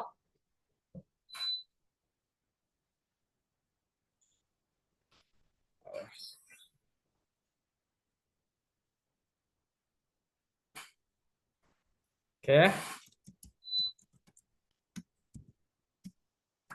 Eh,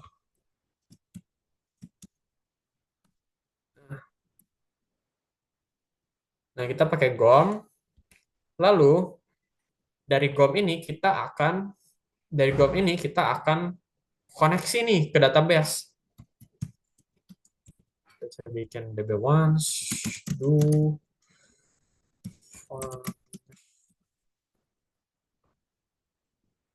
hmm, kita bikin variabel db once, isinya itu sinkronis dari once, sama kita bikin db instance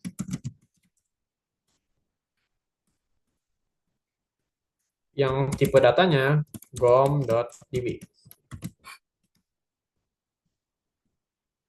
Nah, kemudian kita akan tulis dbhost, bikin variabel dbhost yang dimana kita akan manggil os get env dbhost. Cek jika dbhost os get. Jika dbhost sama dengan nil, maka kita bakal kirim panic nih.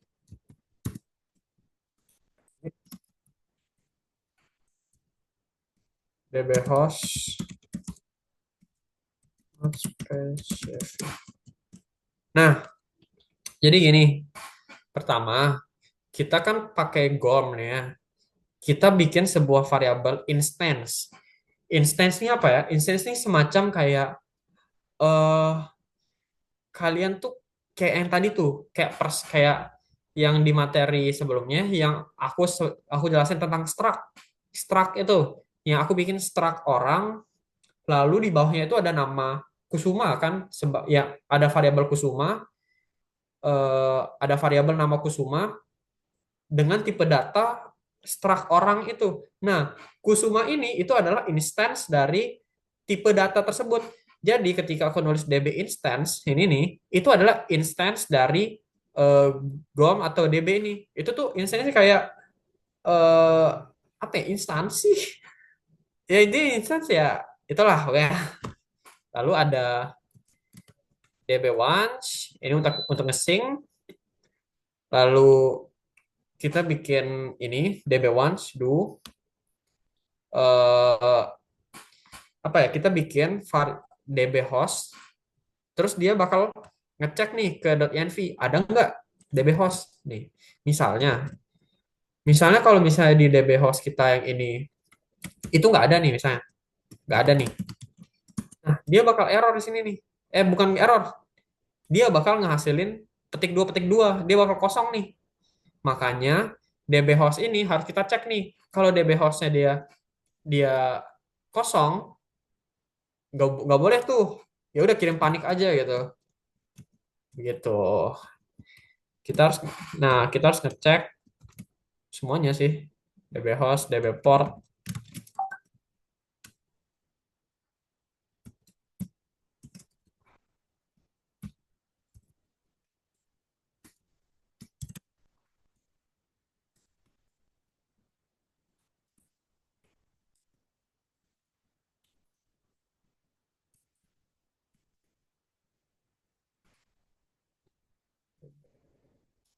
Oh,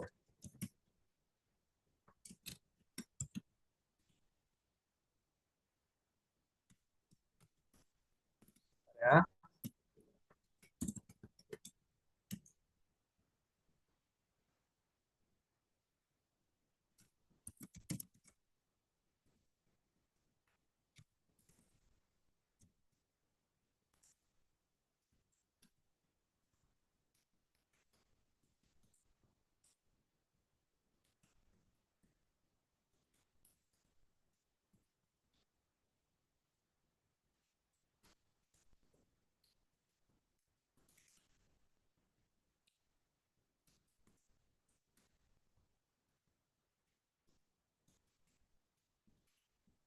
Tapi ini ntar kode bakal aku upload ke GitHub juga sih, biar buat bisa dilihat-lihat.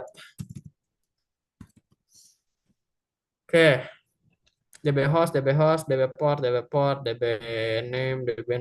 user, DB pass. Oke, ini dia. Nah, selanjutnya yang harus kita lakukan adalah koneksi. Di sini kita pakai MySQL. Kita butuh driver MySQL untuk GORM nih. Kita butuh driver MySQL. Kalau misalnya kalian pakai Postgres, ya udah kalian install driver Postgres. Tapi karena di sini aku pakai MySQL, ya udah aku install drivernya MySQL. Nah, udah install nih. Di sini udah ada dari dokumentasinya ada diajarin nih caranya gimana. Oke, kita kita bisa ikutin aja. DSN, oh ini usernya. Hmm, oke. Nah, yang user ini sama pas ini itu harus mengikuti dengan yang di database ini. Nah, di database di .env. Nah, isi dari .env ini kan udah kita tampung nih ke dalam DB host, DB port, DB name, DB user, DB pass. Kayak misalnya nih DB host nih, dia ngecek ke .env eh, apa ya, nama DB host nih. Oh, nemu nih localhost. Berarti isi dari DB host ini adalah localhost. Nah, gitu. Kan udah ditampung tuh di dalam DB DB host, DB port, DB name, DB itu. Sekarang kita harus ganti di sini. Contoh kayak ini. Ini harusnya localhost. Tapi nggak boleh gitu. Kita harus ngambil dari variabel yang udah kita buat. Caranya kita bisa fmt sprintf.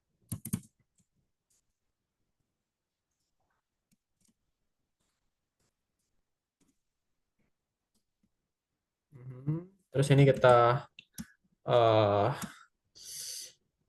kita bisa tulis dia itu, sebentar aku, ya ini persen s, pasnya persen s, TCP-nya persen s.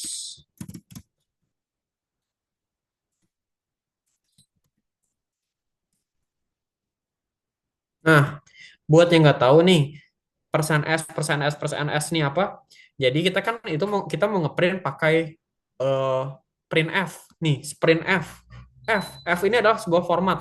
Jadi ketika kita mau apa ya, mau ngeprint pakai F, itu berarti dia itu ada sebuah verb atau ada sebuah apa ya, istilahnya tuh kayak ada sebuah eh, variabelnya gitu. Jadi kayak misalnya nih, aku mau masukin DB host, DB port, DB name, DB user, DB pass.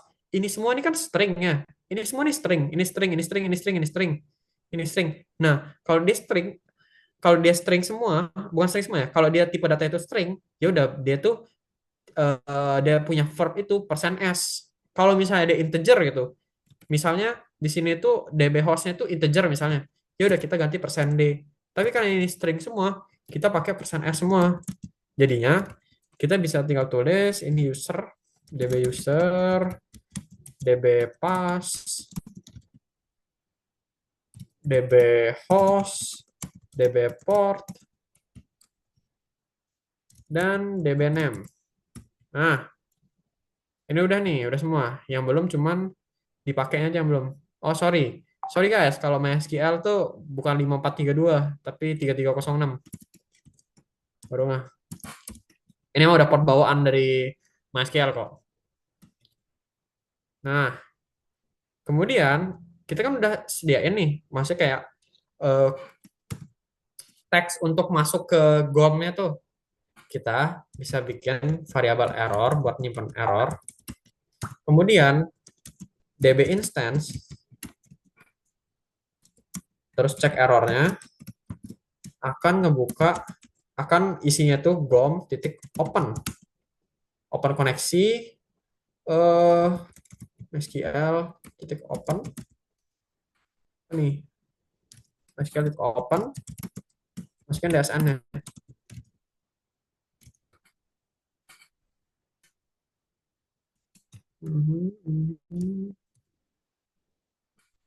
Ya, masukkan deh. Terus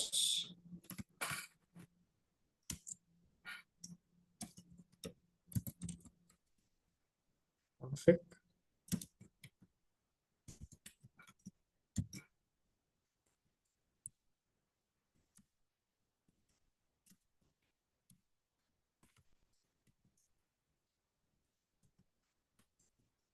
Kenapa nih? Cannot use DOM open my files.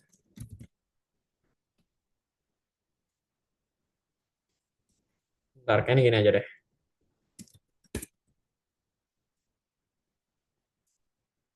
For instance,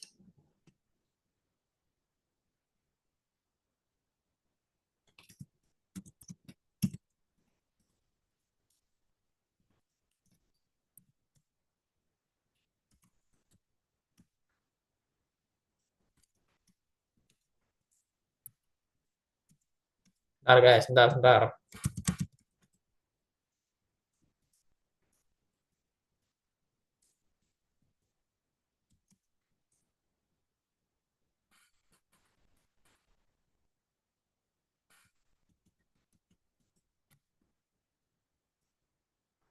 Oke, yang error tuh di sini.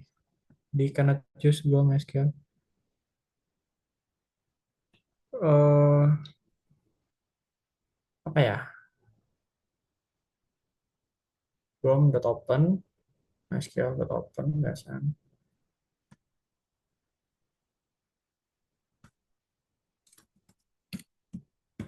Oh ya, karena pointer ya, sebentar. Bentar, aku lupa guys. Kemarin tuh,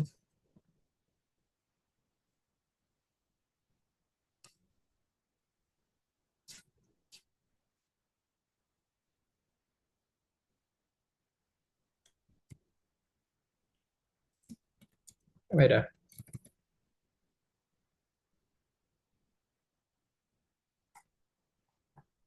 Oh, oh iya. Sorry. Jadi di DB instance ini, itu harus pointer.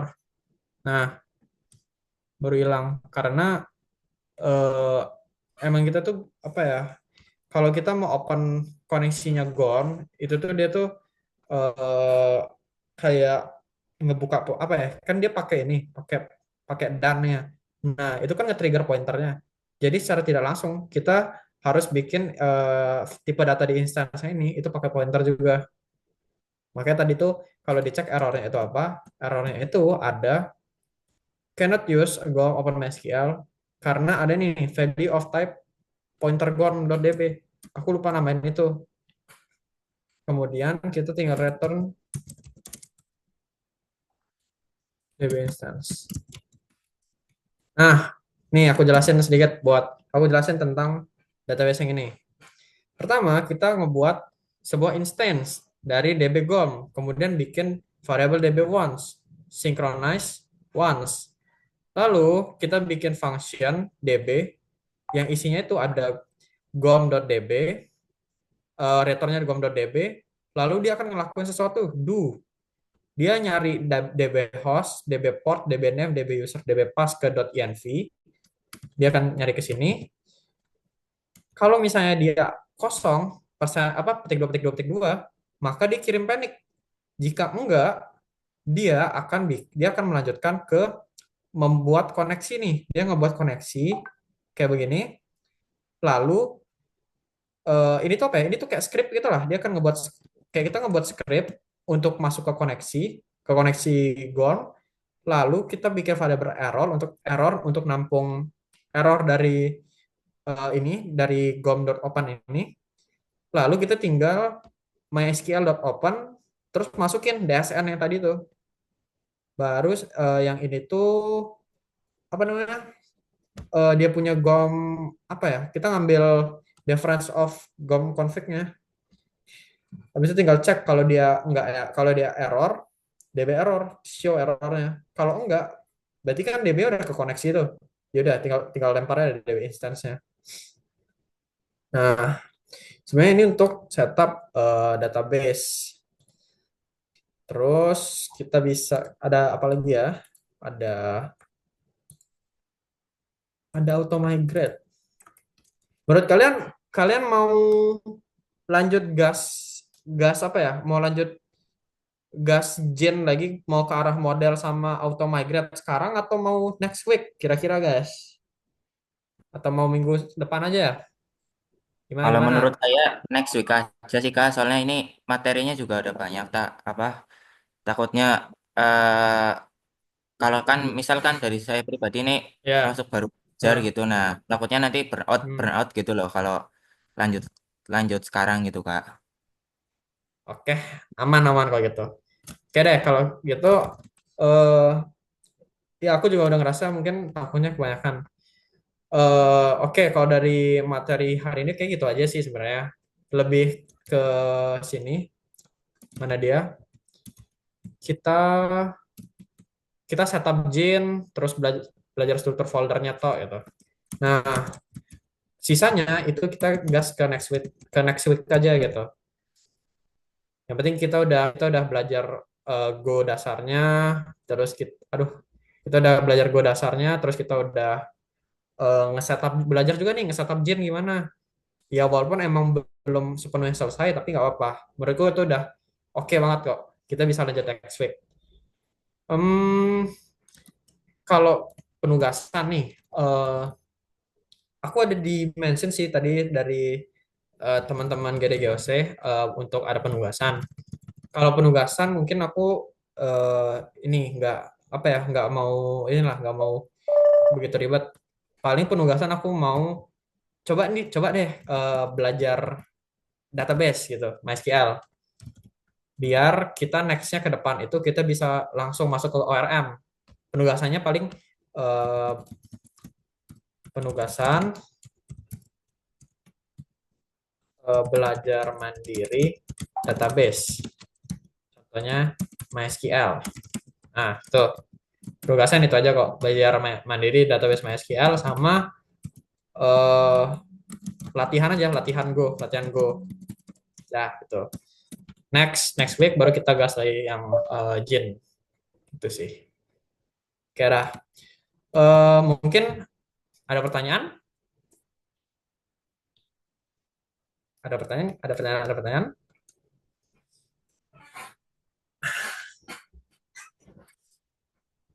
Oke, aku tunggu sampai 14.55 deh. Kalau nggak ada yang pertanyaan, kita tutup aja.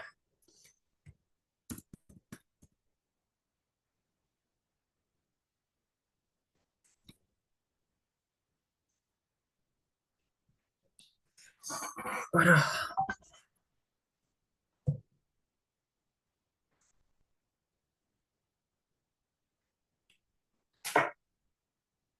Oke, kayaknya nggak ada pertanyaan. Sebentar ya, aku mau kirim link presensi.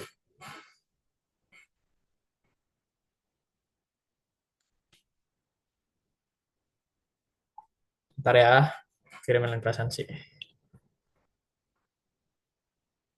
Oh itu udah dikirim malah tuh. Nah, kalian bisa cek di chat, chat meeting, eh presensinya,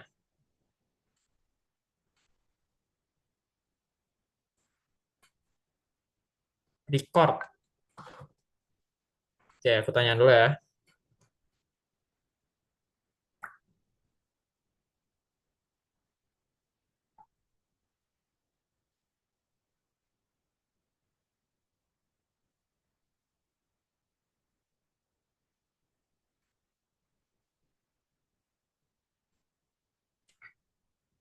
Oh, nanti recordnya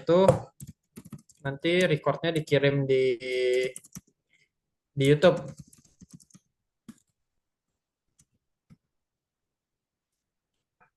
Oke, mungkin selagi presensi kita dokumentasi guys. On cam, kita dokumentasi. On Halo cam, Kak, boy. maaf Kak, saya mau nanya. Kan saya juga Andreas Kamal. Nanti link GitHub-nya dikirim Ya, di mana ya Kak? Terima link kasih Kak. GitHub. Bentar.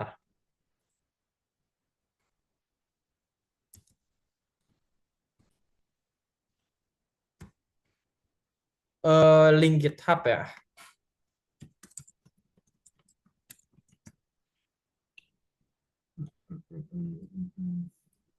Nah, kalau link GitHub itu nanti aku ini nge-share ke grup kan, ke grup member. Habis itu ntar tinggal diisiin aja di spreadsheet. Tuh. Oke, kita presensi dulu deh. Presensi kita dokumentasi. Sorry, sorry. Ayo, on cam. On cam. Kalau yang backgroundnya Formal. belum diganti gimana Kak? Nggak apa-apa. Apa? Yang backgroundnya belum ganti, Aman aja. Aman aja sama gua mah. On cam.